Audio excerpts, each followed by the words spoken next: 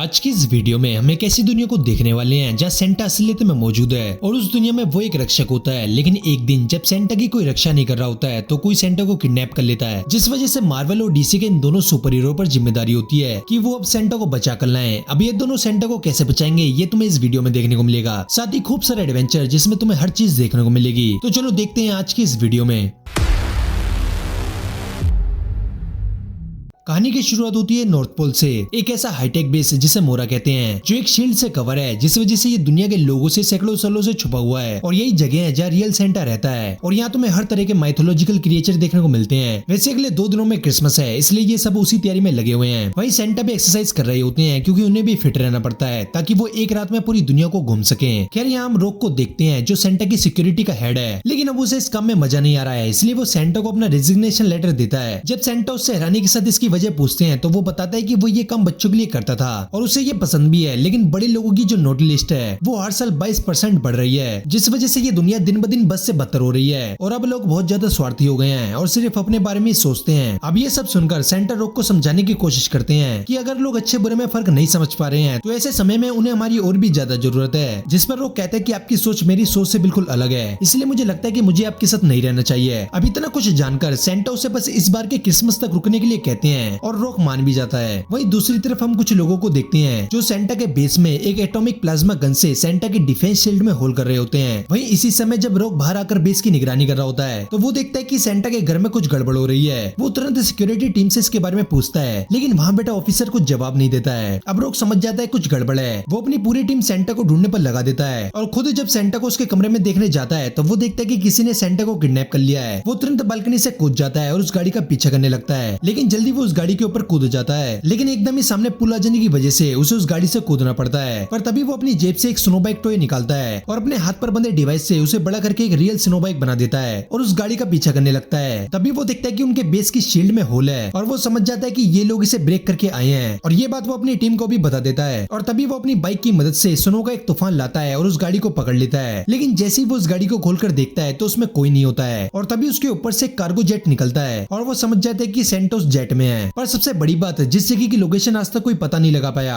आखिरकार उसकी location in लोगों को पता कैसे चल गई। तो हमें पता चलता है कि इन सबके पीछे है कैप्टन अमेरिका। दरअसल इस दुनिया में जैक एक हैकर और ट्रैकर दोनों हैं, मतलब वो पैसों के लिए किसी को किसी की भी लोकेशन दे सकता है और इस दुनिया में वो पैसों का इतना भूखा है कि वो पैसों के पीछे अपने बेटे और बीवी दोनों को टाइम देना भूल गया है। खैर एक दिन जैक को एक अनजान क्लाइंट से काम मिलता है और वो ये होता है कि उसे नॉर्थ पोल की सीक्रेट लोकेशन का पता ढूंढना है। जैक इसी काम में लग जाता है और गवर्नमेंट के डाटा सेंटर के बाहर आग लगा देता है, जिससे वो सभी लोगों का ध्यान उस तरफ कर देता है और खुद डाटा सेंटर के अंदर चला जाता है। अब यहाँ वो डाटा हैक करता है और उसे ये अपने नॉर्मल मिशन की तरह कोई नॉर्मल मिशन लगता है, लेकिन अनजाने में वो दुनिया की सबसे बड़ी गलती कर देता है और फिर जो हुआ वो तुम्हें पता ही है। खैर इसके बाद हम प्रेजेंट में आते हैं और यहाँ मोरा की डायरेक्टर जोई को देखते हैं। अब रोक जोई को बताता है कि सेंटा किडनैप हो गए हैं और जिन्होंने किडनैप किया है वो बेस की शील्ड में होल करके आए थे। अब जोई भी उसको बताती है कि उन्हें खबर मिली है कि किसी ने यहाँ की लोकेशन के डाटा सेंटर को हैक किया था और ट्रोल्स पता लगा रहे हैं कि आखिरकार वो आदमी कौन था। और तभी ट्रोल्स बताते हैं कि वो आदमी एक ब्लैक हैट हैकर है जो ऐसे ही लोगों को पैसों के लिए लोकेशन देता है और वो डार्क वेब का एक लेजेंड है। वहीं दूसरी तरफ हम लेजेंड को देखते हैं जो बाथटब में सो रहा होता है। खैर इसके थोड़ी देर बाद जब जैक अपने घर में आता है तो वो देखते हैं कि उसके घर में कुछ लोग घुस गए हैं। वो कुछ समझ पाता तभी वो लोग उस पर हमला कर देते हैं, जिसका वो काफी बढ़िया तरीके से सामना करता है, लेकिन वो लोग एक फ्रीजिंग गन का यूज कर रहे होते हैं जिसमें अगर वो गन लग जाए तो वो इंसान फ्रीज हो जाता है। जैक उससे बचता है और उन लोगों को ही फ्रीज कर देता है, लेकिन वो देखता है कि और लोग भी आ रहे हैं तो वो बचने के लिए अपनी बिल्डिंग के सामने वाली बिल्डिंग में कूद जाता है और अब वो सोचता है कि अब वो बच गया, लेकिन जैसे ही वो दरवाजा खोलता है सामने खड़ी जोई उसे गन से फ्रीज कर देती है और उसे अपने बेस में ले आती है। और यहाँ जैक मोरा लिखा हुआ देखता है जिस पर जोई उसे बताती है कि हम एक ऐसी ऑर्गेनाइजेशन है जो माइथोलॉजिकल दुनिया की सुरक्षा और देखभाल करती है। अब ये सुनकर जैक को बिलीव नहीं होता है और इस बात को वो मजाक में लेता है, लेकिन तभी उसके सामने हेडलेस का घोड़ा आता है जो मुंह से आग फेंक रहा होता है। इसके बाद वो खुद हेडलेस को भी देखता है, साथ ही एक आग वाले पंपकिन को भी देखता है। अब ये सब देखकर जैक बहुत ज्यादा डर जाता है। अब इसके बाद जोई उसे बताती है कि जो डाटा तुमने चोरी करा था उस वजह से सेंटा किडनैप हो गए हैं, तो तुम जल्दी से बता दो कि तुमने वो इन्फॉर्मेशन किसको दी है। जिस पर जैक उसे बताता है कि मुझे नहीं पता कि वो कौन था, क्योंकि हमारे काम में जब भी कोई ऐसी डील होती है तो वो इनक्रिप्टेड और अनट्रेसेबल होती है। अब जैक बता ही रहा होता है कि तभी वहाँ रोक आ जाता है जो काफी गुस्से में होता है और वो जैक को मारने के लिए जाता है, लेकिन जोई उसे रोक देती है। जिस पर रोक कहता है कि ये अच्छा इंसान नहीं है, क्योंकि मैंने खुद देखा है कि इसका नाम नोटी लिस्ट में टॉप पर है और तुम्हें याद हो तो नोटी लोगों की वजह से ही रोक अपनी जॉब को छोड़ रहा होता है। खैर अब ये रोक बोल ही रहा होता है कि तभी यह रोक का भाई यानी ये बोलने वाला पोलर बियर आ जाता है और वो जैसे ही सुनता है कि जैक नोटी लिस्ट में टॉप पर है और यही सेंटा के किडनैप होने की वजह है, तो वो उसे जोर से पकड़ लेता है और उससे सेंटा के बारे में पूछता है। और आखिरकार जैक बताता है कि मुझे ये तो नहीं पता कि वो कौन है, लेकिन मैं उनकी लोकेशन तुम्हें बता सकता हूँ। दरअसल हमारे काम में कई बार सामने वाली पार्टी बिना पैसे दिए भाग जाती है, इसलिए मैंने जब इंफॉर्मेशन की अदला बदली करी थी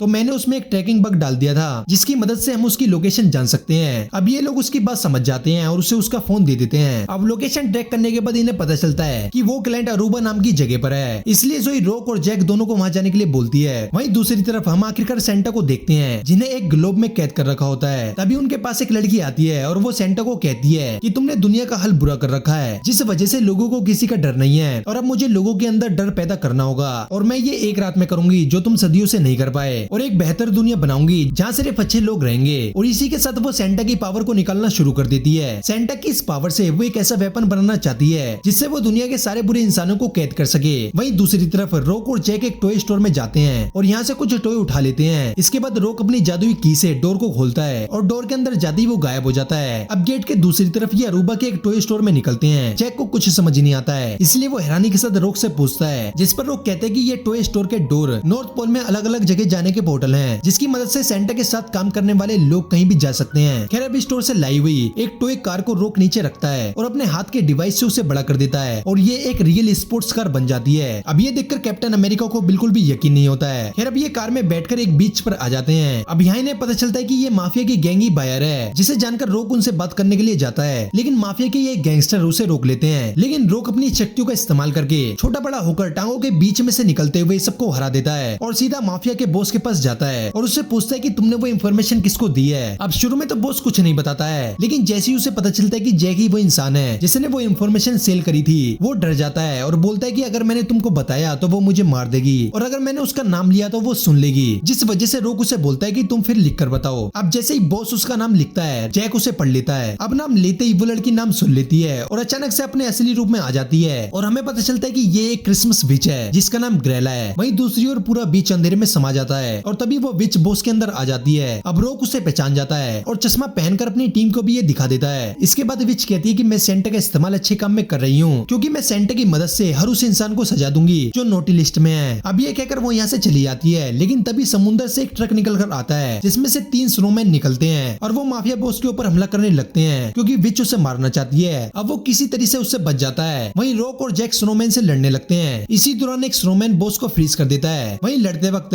रॉक स्नोमैन की गाजर निकाल देता है, जिसकी वजह से स्नोमैन मारा जाता है। वहीं दूसरी तरफ जैक का एक पैर इस स्नोमैन ने जमा दिया होता है और अब वो जैक को भी जमाने वाला होता है, लेकिन इससे पहले वो जमा पाता रॉक उसकी गाजर निकाल देता है और उसे भी मार देता है। वहीं दूसरी तरफ विच ने सेंटा की पावर का इस्तेमाल करके एक ग्लोब बनाया होता है जिसमें वो लोगों को ट्रैप करने वाली है, और नोटी लिस्ट में जो पहला आदमी होता है वो उसकी कार में वो ग्लोब रख देती है, और जैसे ही वो आदमी उस ग्लोब को उठाता है एक नीले कलर की रोशनी होती है और वो आदमी गायब हो जाता है। वहीं दूसरी ओर ये सब देखते हैं कि जर्मनी में लीगल तरीके से मैजिक का इस्तेमाल हो रहा है, जिस वजह से इन्हें शक होता है कि कहीं सेंटा को किडनैप करने के पीछे सेंटा का भाई तो विच का साथ नहीं दे रहा है, क्योंकि उस जगह पर सेंटा का भाई रहता है। अब ये चेक करने के लिए जर्मनी पहुंच जाते हैं। अब यहाँ में पता चलता है कि सेंटा के भाई का नाम क्रैम्पस है और ये दोनों भाई पहले साथ ही काम किया करते थे, लेकिन एक दिन क्रैम्पस को नोटी लिस्ट बनाने का आइडिया आता है, लेकिन सेंटा को ये पसंद नहीं आता है, जिस वजह से इन दोनों भाई की आपस में नहीं बनी और ये दोनों भाई अलग हो जाते हैं। खैर अब क्रैम्पस के महल जाने से पहले रॉक जैक को बोलता है कि वहाँ किसी भी चीज को हाथ मत लगाना। अब ये बोलकर ये एक सीक्रेट डोर से क्रैम्पस के महल के बाहर आ जाते हैं, लेकिन ये देखते हैं कि यहाँ 2 क्रिएचर अंदर जाने वाले रास्ते की रक्षा कर रहे होते हैं, लेकिन ये उन्हें डिस्ट्रैक्ट करके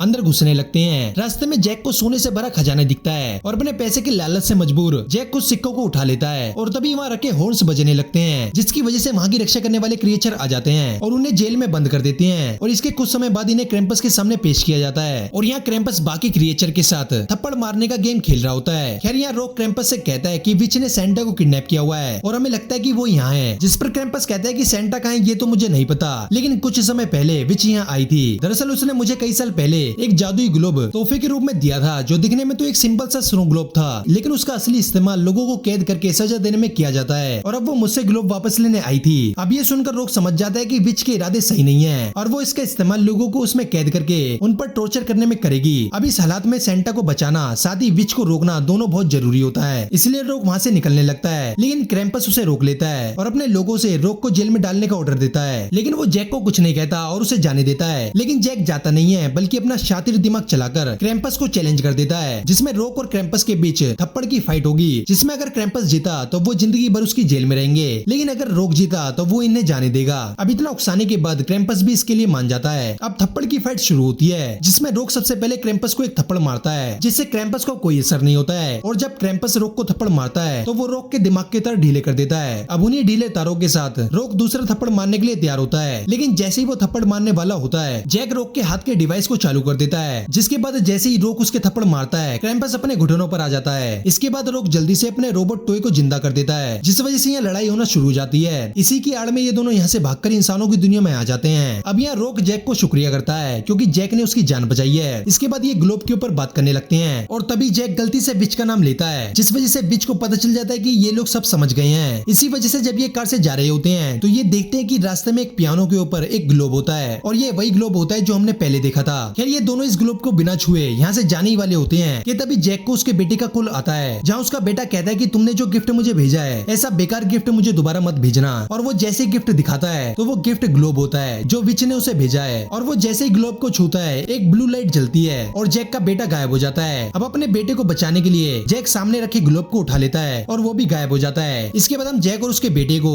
ग्लोब के अंदर कैद हुआ देखते हैं, और यहाँ विच का प्लान सिंपल होता है, सेंटा की पावर का यूज करके ऐसे कई सारे ग्लोब बनाना और कल क्रिसमस के दिन गिफ्ट के तौर पर दे देना और सभी लोगों को इस ग्लोब में कैद कर लेना। वहीं दूसरी तरफ रोक ग्लोब के बारे में जोई को कॉल करके बता रहा होता है, और बातों ही बातों में इनके दिमाग में एक बात खटकती है, और वो ये होती है कि ग्लोब का इतना मास प्रोडक्शन किसी और जगह करना संभव ही नहीं है अगर वो जगह नॉर्थ पोल नहीं है, यानी कि सेंटा का अपना डोम। और यहाँ में पता चलता है कि सेंटा कभी अपने डोम से किडनैप हुए ही नहीं थे, उन्हें सिर्फ किडनैप करने का नाटक किया गया था, और सेंटा अब भी अपने डोम में होते हैं, और वहाँ जितने भी लोग थे वो सब बहरूपीय थे। वो तुरंत सेंटा की वाइफ को कंफर्म करने के लिए कॉल करता है, और बात करने के बाद वो समझ जाता है कि वो कोई बहरूपिया है। वहीं दूसरी ओर जैक अपने बेटे के साथ आखिरी पल समझकर अपने बेटे से माफी मांगता है, और उससे कहते हैं कि मैं एक अच्छा पिता नहीं बन पाया, लेकिन अगर मुझे एक और मौका मिले तो मैं एक अच्छा पिता बनकर दिखाऊंगा। और उसके ऐसा बोलते ही, यानी एक बुरे इंसान से अच्छा इंसान बनते ही, ग्लोब टूटने लगता है और वो दोनों आजाद हो जाते हैं। वहीं रोक और जोई एक साथ मिलकर जैक और उसके बेटे को ढूंढ लेते हैं। इसके बाद ये अपनी टीम को भी आजाद कर देते हैं और फिर विच को रोकने के लिए निकल पड़ते हैं। वहीं विच यहाँ से सेंटा और ग्लोब को लेकर निकल पाती, ये लोग उसे रोक लेते हैं और अब दोनों टीमों में लड़ाई हो जाती है। इसी दौरान विच यहाँ से भागने की कोशिश करती है, लेकिन ये उसे रोकने में कामयाब हो जाते हैं। लेकिन अब विच अपने असली रूप में आ जाती है, जो काफी बड़ी होती है। वो इन दोनों पर हमला करने ही वाली होती है कि तभी वहाँ क्रैम्पस आ जाता है और इन्हें विच से बचा लेता है। अब इन दोनों में लड़ाई शुरू हो जाती है, लेकिन विच क्रैम्पस को कपड़े की तरह धोकर फेंक देती है। इसके बाद वो इन दोनों पर भी हमला कर देती है, लेकिन इससे पहले वो रोक को जान से मारती,